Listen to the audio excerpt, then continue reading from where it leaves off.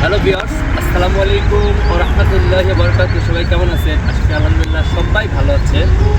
বন্ধুরা, এই মুহূর্তে আমি সুন্দর একটি জায়গায় এসেছি। যে জায়গাটা হলো আপনার বিশকেক সিটি। বিশকেক সিটির মধ্যে এত সুন্দর একটি জায়গা পেয়েছি। খুবই আনন্দময় জায়গাটা, খুবই ভালো লাগছে আমাদের। সো বন্ধুরা, আপনারা সবাই কেমন আছেন? আলহামদুলিল্লাহ ভালো আছে। বন্ধুরা, কি বলবো, প্রাকৃতিক নিয়ে যদি কথা বলতে যাই, প্রাকৃতিক পরিবেশটা কিন্তু খুবই সুন্দর, খুবই ভালো লাগার একটি জায়গা। জায়গাটায় ঘুরছি এবং আনন্দ ভালো লাগছে। আমাদের দেশের মতো দেখি প্রাকৃতিক সবুজ একটি আবহাওয়া, পরিবেশ, সুন্দর পরিবেশে আমার ভালো লাগছে। আপনারা জানতে চান আসলে দেশটা অনেকটাই ভালো।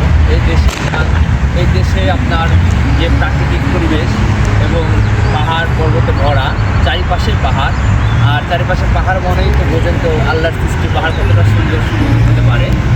সো বন্ধুরা, আমরা সকালবেলা, এখন সকাল বাজে 10টা বাজে। সো এই যে আপনার যে দৃশ্যরূপ এবং অনেকটাই সুন্দর পরিবেশ, যেটা আমি আপনাদের বলছিলাম যে এই যে সুন্দর একটি পরিবেশ, যা ভালো লাগে। বিদেশের মাটিতে কয়জনই বা এত সুন্দর একটি পরিবেশ পায়, এই পরিবেশটা খুঁজে পায় বন্ধুরা। সো আমি কিন্তু এই সুন্দর প্রাকৃতিক পরিবেশে আসতে আমার খুবই ভালো লাগছে।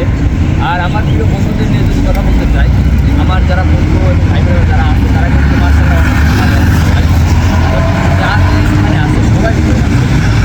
এই দেশের মানুষের সাথে যদি আমরা লিখতে যাই, দেশের মানুষ আপনার মুসলিম মানুষ, মুসলিম কান্ট্রি, এটা মুসলিম মানুষ এবং মুসলিম মানুষের সাথে মিশতে কিন্তু ভালো লাগে। আমরা যত আমাদের দেশ সোনার বাংলাদেশ এবং আমাদের জেলা পাবনা জেলা, আমার জেলা পাবনা জেলা, শান্তিপুর জেলা, আমাদের গ্রামের নাম পালপুর। সো বন্ধুরা, আমি একজন বাংলাদেশের কৃষি সন্তান হয়ে আজকে প্রবাসে পা রেখেছি কর্মক্ষেত্রে এবং নিজেকে উন্নতি করার জন্য। ভালো লাগে যে না, প্রবাসে মাটিতে আলহামদুলিল্লাহ ভালো আছি এবং আমাদের দেশের কথাই বলতে পেরে আমার কাছে খুবই ভালো লাগে যে আমার সোনার বাংলাদেশ।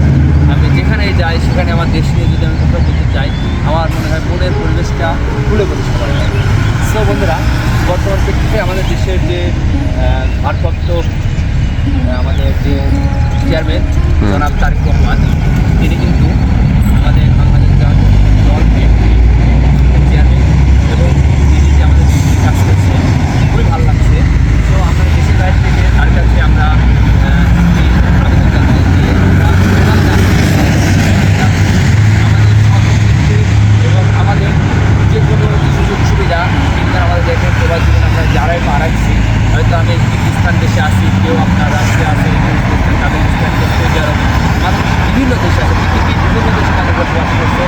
সো আমি সবার হয়ে, আমার ভাই দাদা সবার হয়ে আমি আমাদের মাননীয় প্রধানমন্ত্রীর কাছে একটি আবেদন জানাই যে আপনি আমাদের সবাইকে দেখবেন, আমরা যারা প্রবাসী মাটিতে আছি, আপনি আমাদের সবাইকে দেখে শুনে রাখার চিন্তা ভাবনা করবেন এবং আমরা যেন আমাদের যে প্রবাসী রেমিটেন্স যোদ্ধা বলে সবাই, আসলে আমরা সর্বক্ষেত্রে আমরা যে টাকাগুলো আমরা দিন শেষে যে টাকা আর্ন করি, আমরা কিন্তু আমাদের দেশের জন্যই কাজ করছি, আমার দেশের উন্নয়ন হবে, দেশের জন্য আমরা কাজ করে যাচ্ছি।